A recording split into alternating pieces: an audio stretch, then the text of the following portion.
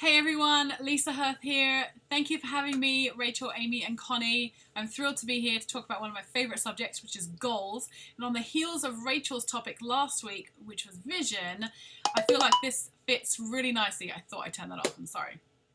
So today I'm going to talk to you about goals. This is a subject that I manipulated from, I don't know if it was a podcast or it was a book or an article or something that I read or something. Anyway, it was years ago. I don't remember too much of it. And it was from Tom Barrett, who is a success writer. And he talked about really getting specific with your goals so that you are intrinsically motivated long term. So the sustainability of the 100 grand project is great. It's like 6 months away. Every single one of us can get into that project for those 6 months. Once those 6 months are up, would it be sustainable for us to be just plugging away at someone else's vision of having a 100 grand team? Probably not. And so I feel like it's really important that we talk about this early, because you are way more likely to work for your own goals than you are someone else's. Now, it is really nice to see where you fit in for this big picture of, you're a leader having a 50 grand project goal or a 100 grand project goal or whatever it is that your team is working towards. It's really nice to see where you fit in, your numbers, your team, the things that you're working on between now and December.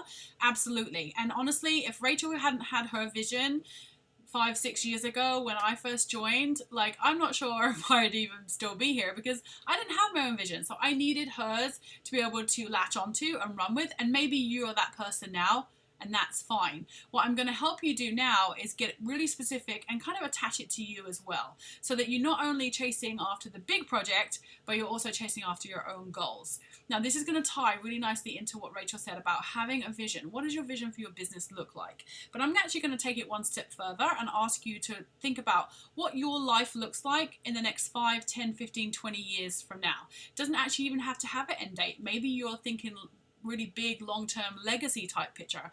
Like, what happens after you're gone? What do people remember you for? What do you want to be known for? That life vision is grandiose and huge, and somewhere in the back of your mind it might even be there already. Like, I want to be known as the most charitable person in town, or I want to be known as the kind person who is always concerned about other people's wellness, or whatever it is. I'm kind of making things up, and that's when I get sidetracked. But I really want you to think about your life vision. So if you're thinking 5, 10, 15, 20 years from now, what car are you driving? Where do you live? How many vacations a year do you take? What school do your kids go to if they're still going to be in school? What does your life look like on a daily basis? Do you go have your hair done every week? I probably should do that.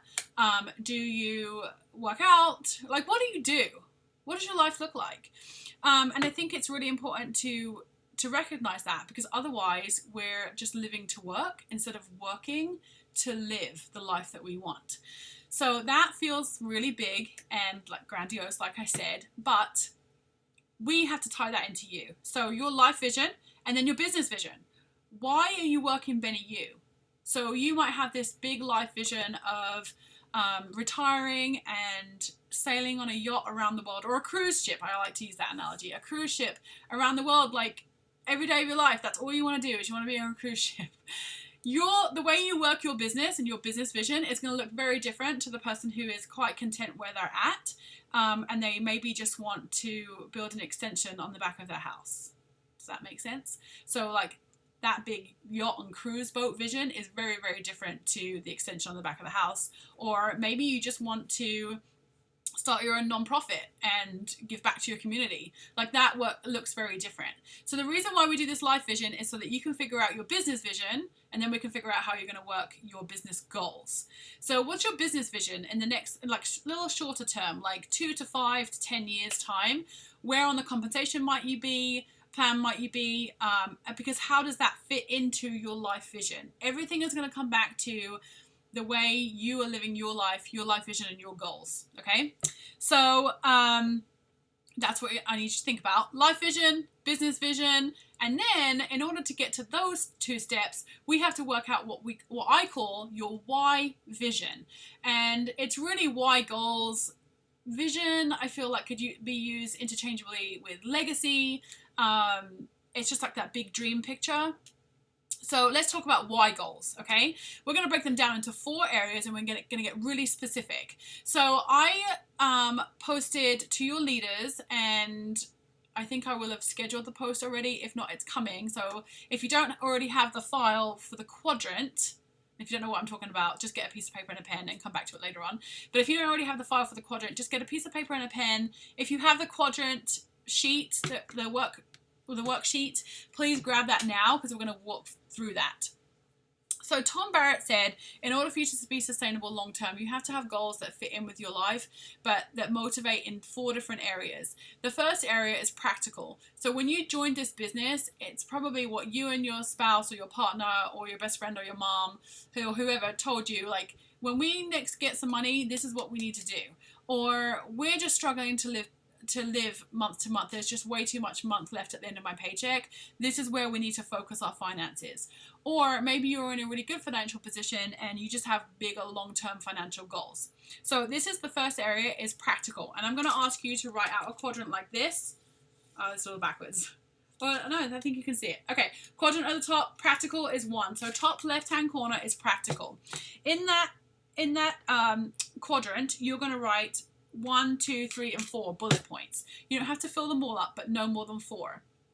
You're going to write some practical goals in here. So for example, maybe you're struggling just to get groceries on the table every week, and you're going to put your grocery budget in. Maybe you have credit card debt that you want to pay down. You're going to put credit card in. Maybe you have a car payment that you want to pay off, a house. These are things that you need, not that you want. So this is your practical day-to-day, I must survive type financial burdens that you need to take care of. Okay, we're going to come back to the rest of that here in a second. So that's number 1, practical. Number 2, fun, frivolous on the other side. This is typically what really is going to get you out of bed every day. Like paying off a credit card or paying off debt or a car payment is probably not going to get you to do the hard things, because they're just always there and they're lame and they suck and it's boring. However, your fun, frivolous, that is your wants, not your needs. So that is, maybe you are into shoes or makeup or clothes or a bag, or like not necessarily just external things. Maybe you like to go have lunch with your friends, and that is a fun, frivolous thing. It's not necessary, but it's something that you want to do. Maybe it's the Starbucks drive-through and you want to go there every day, but that comes with a cost, right? So you're going to put those things in there. 1, 2, 3, 4, no more than 4. And you're going to write them in there. Okay, number 3 down here at the bottom underneath practical is memorable. Memorable is probably one of my favorites. It's actually my kids' favorite. I include my kids in and my family in on these goals because I have littles. So I have 11, 9, and 6. And when mummy's working, especially during the summer holidays right now, it's really hard for me to get like a functional hour that's focused and intentional without interruptions. But when I can say to them, hey boys, we are working towards our memorable goal here. We are working towards the Disney trip. We're working towards the weekend at the beach. They can give me an hour of uninterrupted time. And I know for many of you, that's going to look really different. Trust me, when I joined this company, I had a 5-year-old. Yeah, he was still 4. 4-year-old, 3-year-old, and a 5-month-old. So I completely get it. And life is going to look different for every single one of you. So memorable. That's going to be things like a Disney trip. It's going to be convention. Okay. It's going to be going to find your long lost sister for the weekend, or having a girls' weekend away, or even a trip with your husband, like anniversary trip or something like that. Okay. Memorable. That's typically like there's big money in here. And we're going to talk about that here in a second. Okay. So memorable. Number 4 is significant. That's your 4th quadrant, and it's going to round us out. That is something bigger than yourself. So typically tithing to church, maybe donations to FADV or a charity of your choice, a college fund for an older child, or just something that is not for you. You're doing something for others, your community, other people, just something outside of yourself. So the reason why we break them up into these 4 areas, according to Tom Barrett, is, like I said, is to keep you motivated long term. Now, some of these things you're not going to knock out in a month's worth of pay. Some things are going to be on there for a while. Other things you're going to be able to enjoy monthly as you work your business.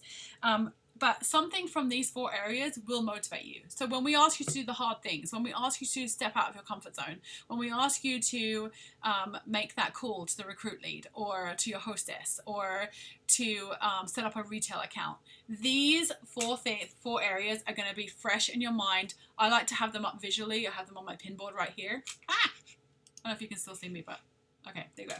I don't know, my computer just something funny. But these are going to motivate you long term, and you can always you should always be able to pull something from here that's motivating for you.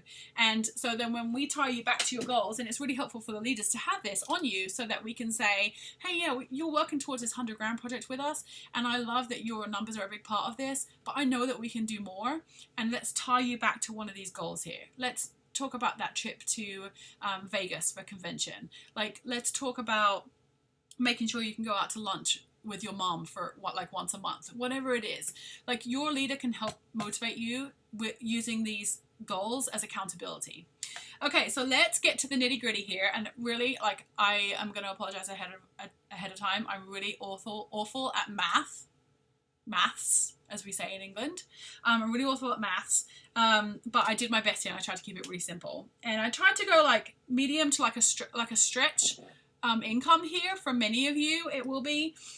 For some, you're probably already rocking it, but I tried to be a little bit relatable here in what I wrote as well. So this isn't actually mine, but hopefully some of you can relate to some of them here. Okay, so in the practical, I'm going to give you an example, and I'm going to post this in the group so you can have an example.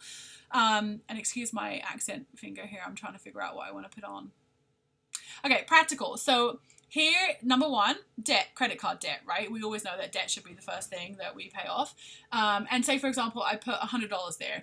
I kept everything really round and like neat. So maybe your credit card debt, you have to pay a minimum of $100 a month, or that's what you like to pay every month. Maybe you just need to get groceries on the table every month, and your grocery bill is $500. I wish I had a $500 grocery bill. I have 3 boys. People always say to me, are you saving for college for them boys? And I'm like, nope, just saving to feed them when they're teenagers. Okay, so here's number 3, car payment, $200. You might have much more luxurious car than that, and that might be higher. And these are going to vary for every single one of you. Okay, so then I'm going to tally it up. Your practical and your memorable are typically going to be your biggest numbers here. So that's $800 I put in there as practical. Now, these aren't necessarily things that you're going to do every month. You might put in a number for a credit card debt, like you might put your entire balance in there. Say you have $10,000 credit card debt, and instead you want to pay it off in 10 months, then that's going to equal, you're going to put 1,000 in here, because really we're trying to work this for our monthly income goal. Okay, so if you have the total credit, maybe it's $10,000, but then each month you want to pay off 1,000, you're going to put 1,000 and tally it up down here. Okay, your fun frivolous over here. Don't ignore this. Even if like you're struggling month to month financially just to get by the survival part, like over here, don't ignore this, because we always have to be able to give ourselves a little fun money, right? Even if it's a Starbucks once a week, okay? Because it'll make you feel like you're actually working this business for something fun as well as something serious. So in here I put a pedicure, $30, lunch maybe once a month with your girlfriends, $20, a bag that you, I don't know, whatever it is that you want to spend your money on. I put $100 right here for this nice bag that apparently I want, and then but I'm not going to do that in 1 month. I'm going to do it in 5 months, and so I'm going to save $20 a month for that bag. And so then I tallied it up what it would cost if I did it right now, and then I did it for months. Over 5 months is $70. Okay, so again, same thing over here for memorable. I hope you can see this okay. Disney trip. Last time my family and I went to Disney, it was $5,000. Over 12 months, that's $416 a month that I would need to save to make that trip happen a year from now. Convention usually costs about $2,000 depending on where you're coming from, how early you register, whether you're driving, flying. There's so many variables, but just for example here, and you're going to save up for 12 months. It's $166 a month that you need to put away in order to make convention happen a year from now. And that total is $582 each month that you're going to put away to hit your memorable goals. Significant, same kind of thing. Tithing, if it's 10% or whatever it is, I just put a question mark here. FADV, maybe you're donating every month $50. Maybe it's a college fund for a kid, like the college 529 is like $250 a month, and then that's your total is $300. You are then going to take every single one of those titles, practical and your total, fun frivolous and your total, memorable and your total, significant and your total, and tally it up, and there's your big number. So this number right here is ideal monthly check, ideally what you want to be earning every month with your Benny You business. Like I said, for some of you, you're probably already knocking it out of the park. For others, it might be a stretch. For some of you, you might be right there and just need to do a little bit more to get there. So what you're going to do with that, once you have that number, is you're going to figure out what you need to do in order to earn that with your business. And it might seem really, really scary right now. But trust me, when you have a plan like this and you can work it out, it makes it easy to knock it off. And you work with so much more intention. And then what you're going to do is, say, for example, this month, well, like today, this afternoon, for example, don't want to make you jealous, but I'm going to go have a pedicure. So I get to cross that off, or I get to make a check mark. Yay me. We are going to go on vacation tomorrow, and we have saved for it, and so I'll be able to put a cross mark through here or a check mark.